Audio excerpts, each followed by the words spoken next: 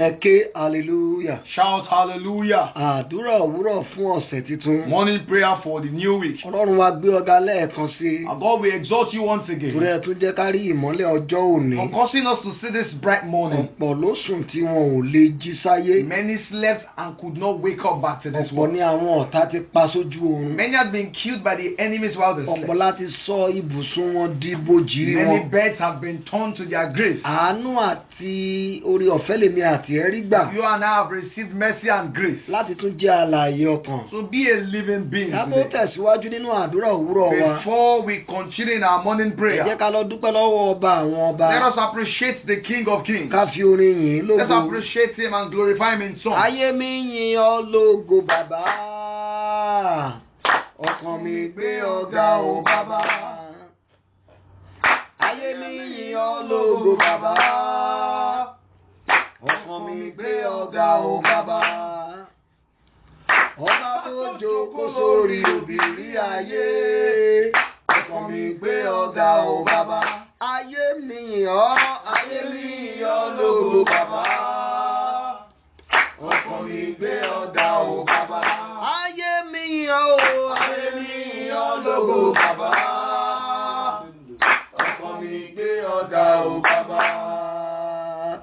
Ọba tó jókòó sórí òbírí ayé.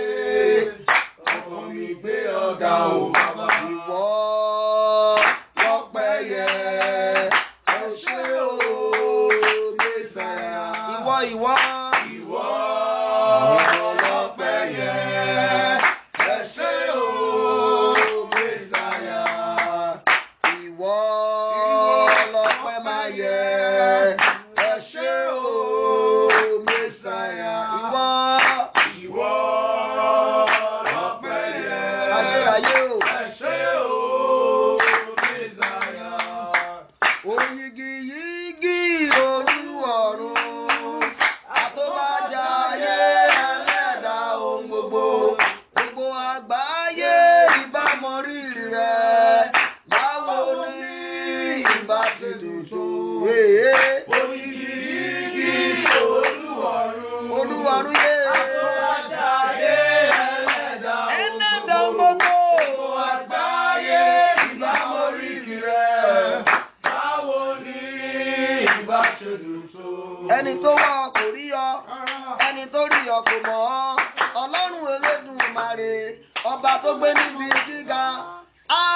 Ẹ̀dá iṣẹ́ ọwọ́ rẹ̀, ìbámu rírì rẹ̀, báwo ni ìbá ti dùn tó. Oyigiyigi Olúọ̀run, àtọ́bàjáyé ẹlẹ́dà ohun gbogbo. Gbogbo àgbáyé ìbámu rírì rẹ̀, báwo ni ìbá ti dùn tó. Torí náà, káre bà mí o, káre bà mí, òkú iṣẹ́ rẹ̀, káre bà mí, káre bà mí o, káre bà mí, òkú iṣẹ́ o.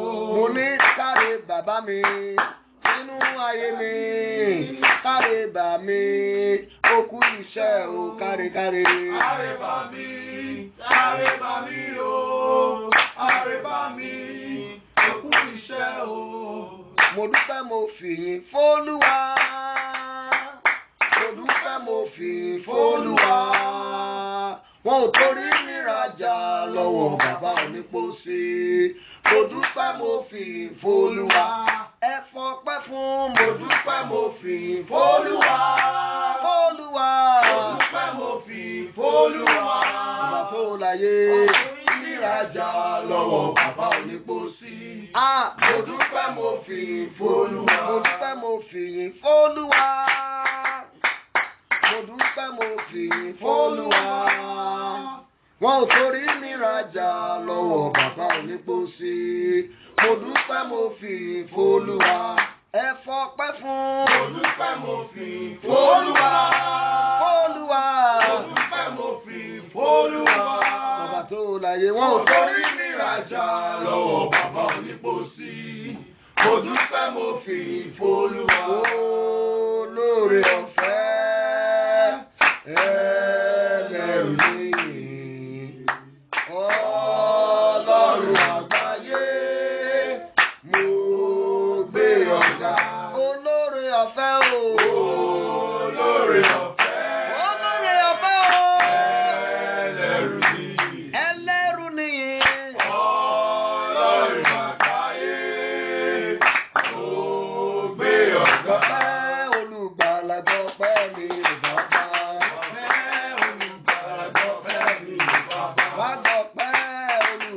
gbọ́pẹ́ mi bàbá.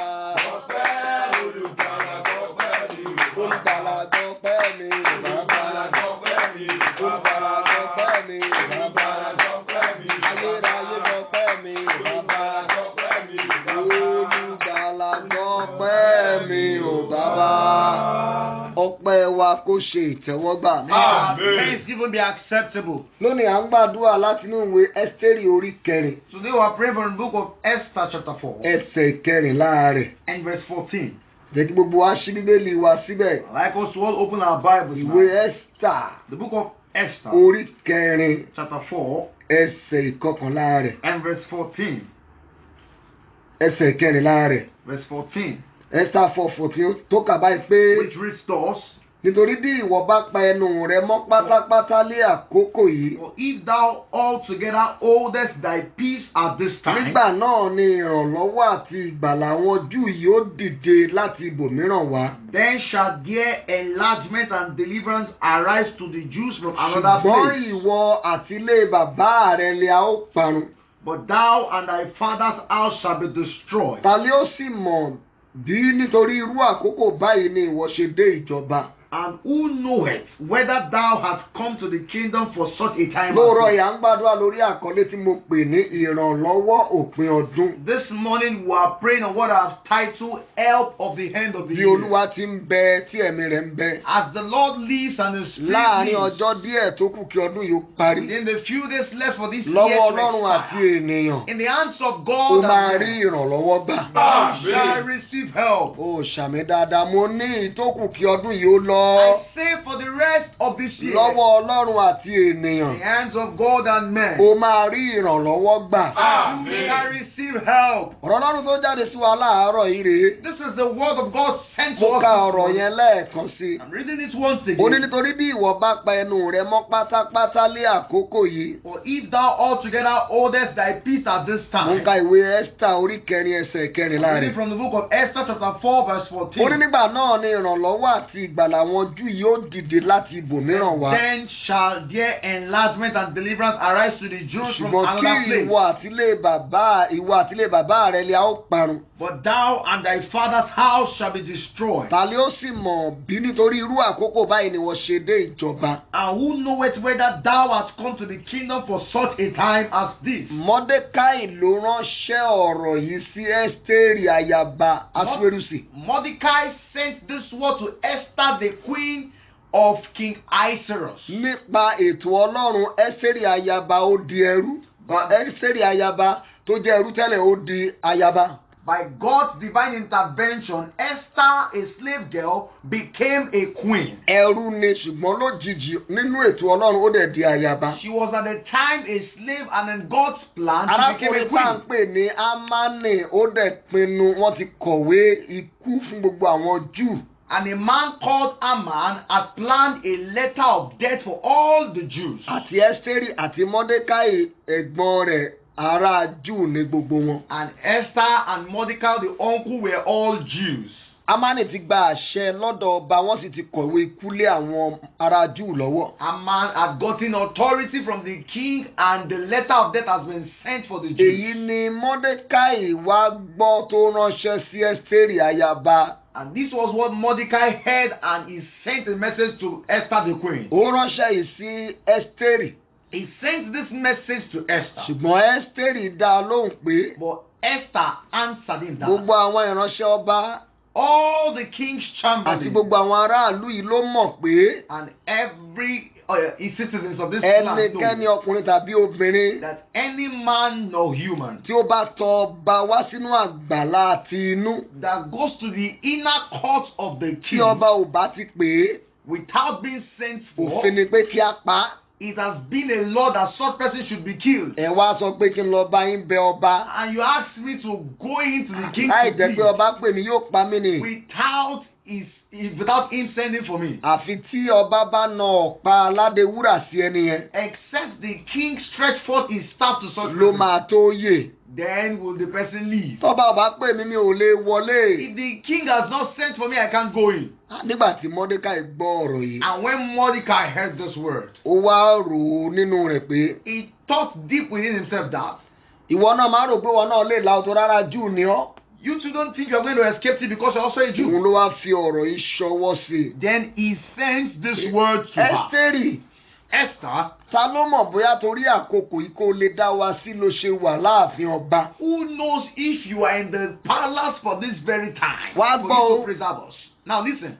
Nígbà náà tó o bá sọ pé ó ràn wá lọ́wọ́, If you now say you will not help us, ìrànlọ́wọ́ àwọn Júù àti ìgbàlà wọn yóò dìde ní ibòmíràn wá. the help and deliverance of the Jews will rise from another place. Arákùnrin àti arábìnrin tí mo fẹ́ ká mọ̀ láàárọ̀ yìí ni pé Brothers and sisters, what I want us to know this morning is that ìrànlọ́wọ́ sì kù lópin ọdún yìí. there are still helps loaded in this end of the year. Bóyá o ti gbé ojú sọ́dọ̀ ẹnìkan pé o fẹ́ kó ràn ọ́ lọ́wọ́. Maybe you are focused on a man to help you, Ó dẹ̀ ti já ọ kulẹ̀. and that man has failed you. Kò dìde fún ìrànlọ́wọ́ The rẹ. person has no reason for your help. Ọlọ́run lè pààrọ̀ olùrànlọ́wọ́ ayé rẹ. God can replace the helper of your life. Ọlọ́run lè pààrọ̀ olóore rẹ. God can replace your Tí benefactor. olóore àti olùrànlọ́wọ́ bá ti ń sìrègùn, If your benefactor now starts making some demands, Ọlọ́run lè dìde láti pààrọ̀ wọn. God can arise to change them. When your helpers and your benefactors start boasting, Nígbà tí àwọn olóore rẹ tó bá bẹ̀rẹ̀ sí ní sírègùn, Ọlọ́run a máa pààrọ̀ wọn. then God will replace them. Gbólóhùn yìí ni Mọ́dékáì sọ fún Ẹ́sítérì. This was the statement sent through Mordecai to Esther. Bẹ́ẹ̀ náà ló ń ṣẹlẹ̀ sí àwa náà. So also it's happening to us. Ọ̀pọ̀lọpọ̀ wa là ń gbójúlé àwọn ẹbí So many of us rely on family àti members. gbọ́kànlé ọ̀rẹ́ We rely on friends pé á ràn wá lọ́wọ́. for assistance. Ọ̀pọ̀lọpọ̀ wa la ti gbójú kúrò lọ́dọ̀ Ọlọ́run. So many of us have set our focus away Tó from jẹ́ God. pé ènìyàn And we have now placed it lásán upon la fi man.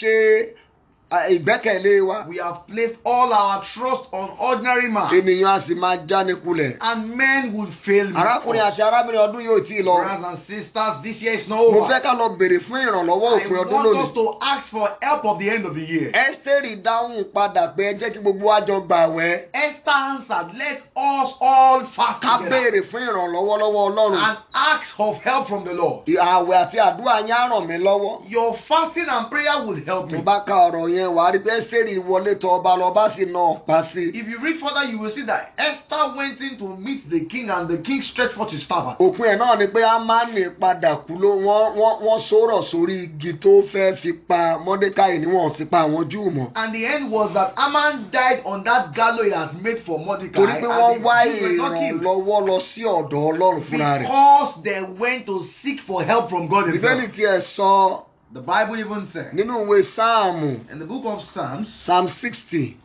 Orí Ọgọ́ta, ọ̀rọ̀ Ọlọ́run kan wà ńbẹ̀ tí mo fẹ́ kémi àti ẹ̀ kàkà tó lọ gbàdúrà. the word of God here I want us to Psalm 60 verse 11. ìwé Psalm Orí Ọgọ́ta. Ó ní fún wa ní ìrànlọ́wọ́ nínú ìpọ́njú. Give us help in time of Nítorí pé trouble. asán ni ìrànlọ́wọ́ ènìyàn. Vain is the help of man. Àbórí ọ̀rọ̀ Ọlọ́run báyìí. Don't you see this word Ó of ní God? asán ni The ìrànlọ́wọ́ ènìyàn. vain is the reward of man. Arákùnrin àti arábìnrin, Brothers and sisters, ṣó o ti fi ènìyàn ṣe ìgbẹ́kẹ̀lé? have you put all your trust O in ti me? lérò pé bọ̀dá rẹ tó wà l'Amẹ́ríkà yẹn, You already think that your brother in the àǹtí rẹ America, tó wà ní UK that yẹn, your brother in the UK, bọ̀dá rẹ tó wà ní iléeṣẹ́ ńlá that yẹn, your brother in that big Wọ́n lè ràn ọ́ organization lọ́wọ́. can assist you. ṣùgbọ́n lójijì ni wọ́n já ọ kulẹ̀. All of a sudden, they actually O failed ti you. rò pé ọ̀rẹ́ rẹ yẹn, You thought your òun ni ó friend bọ̀ ọ́ láṣìírí, would cover your ṣùgbọ́n secret, wọ́n já ọ kulẹ̀. but they failed you. Olúwa ti sọ, The Lord has said ó it. ní fún wa ní ìrànlọ́wọ́ nínú And give ìpọ́njú. us help in time of trouble. Dáfídì ló sọ bẹ́ẹ̀ David said it nítorí àwọn ohun tó là kọjá because of those things he went through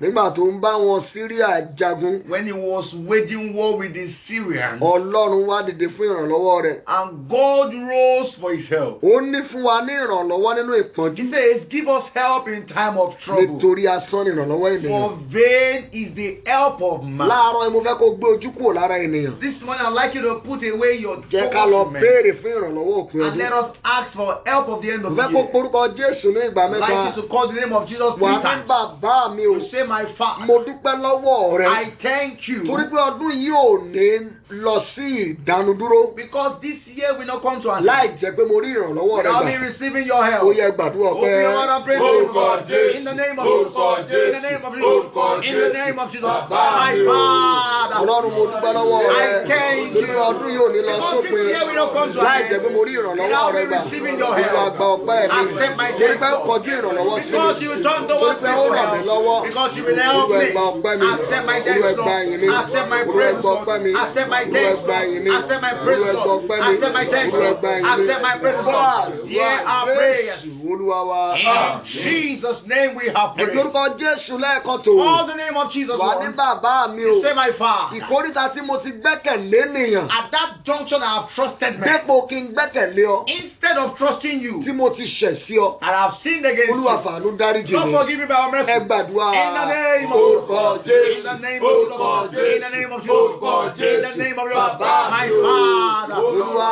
Lord. Ìkórìtà tí mo ti gbẹ́kẹ̀lé ènìyàn. Dépò kí n gbẹ́kẹ̀lé ìwọ Ọlọ́run. Instead of Tó trusting ti you, mú mi ṣẹ̀ God, sí ọ. and have made me to Olúwa sin against dáríjì mi. you. Lord, forgive me. Olúwa dáríjì mi. Lord, forgive me. Olúwa dáríjì mi. Lord, forgive me. Olúwa dáríjì mi. Lord, forgive me. Olúwa dáríjì Lord, mi. forgive me. Olúwa dáríjì Lord, mi. forgive me. Olúwa dáríjì Lord, mi. forgive me. Gbọ́ àdúrà Hear our prayer. Jésù Olúwa wa. In Jesus' name we have Bẹ́ẹ̀ ká prayed. sáré kọrin. I'd like us to sing this Orin song. àsọtẹ́lẹ̀ ni. It's a prophetic song. Ìrànlọ́wọ́ aláìní ràn mí lọ́wọ́ o. Ìrànlọ́wọ́ aláìní ràn mí lọ́wọ́ o. Ìwọ nìkan ni mo ní láyé àti lọ́run. Ẹni bá ní ọ, ó ti lóhun gbogbo. Ìrànlọ́wọ́ aláìní ràn mí lọ́wọ́ o. Bàbá. Ìrànlọ́wọ́ o. Ìrànlọ́wọ́ aláìní ràn mí lọ́wọ́ o. Ìrànlọ́wọ́ aláìní ràn mí lọ́wọ́ o. Ìwọ nìkan ni mo ní láyé àti lọ́run. Ẹni bá ní ọ, ó ti lóhun gbogbo. Ìrànlọ́wọ́ aláìní ràn mí lọ́wọ́ o. Bàbá nígbà tó kẹ́yìn ara. Ìrànlọ́wọ́ aláìní ràn mí lọ́wọ́. Ayérayé mo ti dé. Ìrànlọ́wọ́ aláìní ràn mí lọ́wọ́ o. Ìwọ nìkan ni mo ní láyé àti lọ́run. Ẹni bá ní ọ, ó ti lóhun gbogbo. Ìrànlọ́wọ́ aláìní ràn mí lọ́wọ́ o. Bàbá. Ẹ pe orúkọ Jésù ní ìgbà mẹ́ta. Call the name of Jesus three Wà ní times. bàbá mi o. Say my Father. Mo ti gbẹ́kẹ̀lé ènìyàn, èèyàn ti já mi kulẹ̀. I have trusted men and they have failed me. Olúwa nítorí náà. Lord, so Dìde therefore, fún ìrànlọ́wọ́ mi. arise for my Ẹ jẹ́ á help. gbàdúrà. In the name of Orúkọ Jesus. Jésù. In the name of Orúkọ Jesus. Jésù. In the name of Orúkọ Jesus. In the Jésù. name of Bàbá Jesus. mi My o. Father. Olúwa. Mo Lord, ti gbẹ́kẹ̀lé I ènìyàn. have trusted Ènìyàn ti já mi men kulẹ̀. and they have failed Nítorí me. náà. So Olúwa dìde fún therefore, ìrànlọ́wọ́ Lord, mi. rise for my Dìde fún help. ìrànlọ́wọ́ mi. Rise for my Dìde fún help. ìrànlọ́wọ́ mi. Rise for my Dìde help. fún ìrànlọ́wọ́ mi. Rise for my Olúwa help. dìde. Lord, Fún rise ìrànlọ́wọ́ mi. for my help. Dìde. Arise Fún ìrànlọ́wọ́ for mi. my help. Dìde. Arise Fún ìrànlọ́wọ́ for mi. my help. Dìde. Arise Fún ìrànlọ́wọ́ for mi. my help. Jésù Olúwa wa. In Jesus' name we have prayed. Sọ pé ìrànlọ́wọ́ mi. Save my help Àti olùrànlọ́wọ́ mi. and my helper Tó sì ṣẹ́kù sínú ọdún yìí. remaining in this year. Ọdún yìí ò tó lọ. Before this Olúwa year darí rẹ̀ runs sọ́dọ̀ out, mi. Lord, direct Ẹ it to me. gbàdúrà. In the name Orúkọ of Jesus. Jésù. In the name of Jesus. In the name of Orúkọ Jesus. Jésù. In the name of Bàbá mi o. my Father. Ìrànlọ́wọ́ mi My help àti olùrànlọ́wọ́ and my mi helper. tó ṣẹ́kù sínú ọdún yìí. Remaining in Olúwa this darí wọn year. sọ́dọ̀ mi. Lord, direct Ọdún them yìí tó lọ. to me. Before this Darí year wọn sọ́dọ̀ comes, mi. Father, direct them Darí to wọn me. sọ́dọ̀ mi. Direct them to me. Darí wọn sọ́dọ̀ mi. Direct them to me. Darí wọn sọ́dọ̀ mi. Direct them to me. Darí wọn sọ́dọ̀ mi. Direct them to me. Darí wọn sọ́dọ̀ mi. Direct them to me. Darí wọn sọ́dọ̀ mi. Direct them Darí wọn sọ́dọ̀ to mi. me. Gbọ́ àdúrà Yeah, our prayer. Jésù Olúwa wa. In Jesus' name of Jésù prayer. lẹ́ẹ̀kan tó. Call on Jesus. Wà ní bàbá mi Say, o. my Father. Ìkórìtà tí mo ti ń retí ìrànlọ́wọ́. At that junction, I am expecting help. Lọ́sẹ̀ yìí. This week, Lóṣù yìí. this month, Àtijálẹ̀ ọdún and yìí. all through this Olúwa year. má jẹ́ ń bá ìjákulẹ̀ Lord, do pàdé. not let me encounter Ó yá failure. gbàdúrà. In the name of Orúkọ God. Jésù. In the name of Bàbá mi Jesus. o. My Ìkórìtà tí mo ti ń Father. At retí that ìrànlọ́wọ́. junction, I am expecting Lọ́sẹ̀ help. yìí. This week, Lóṣù yìí. this month, Jálẹ̀ ọdún yìí. all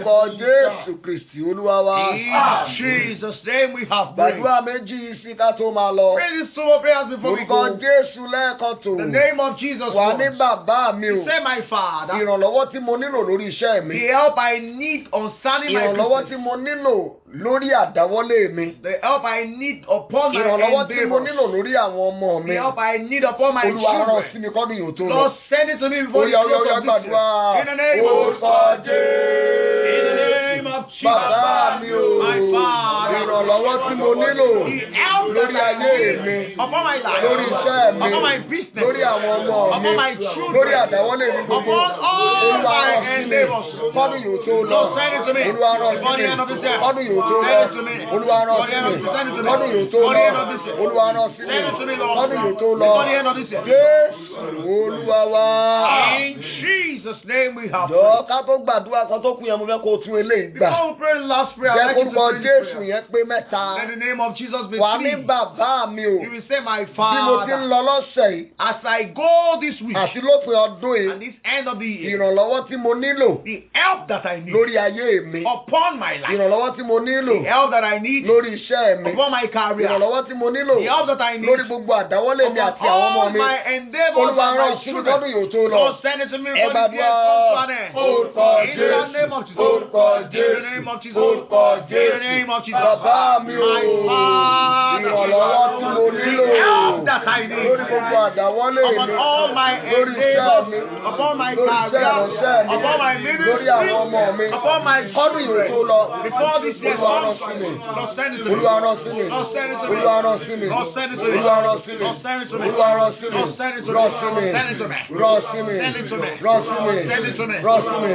Send it to me. Rán sí mi. Send it to me. Ẹ sọ̀rọ̀. Pray.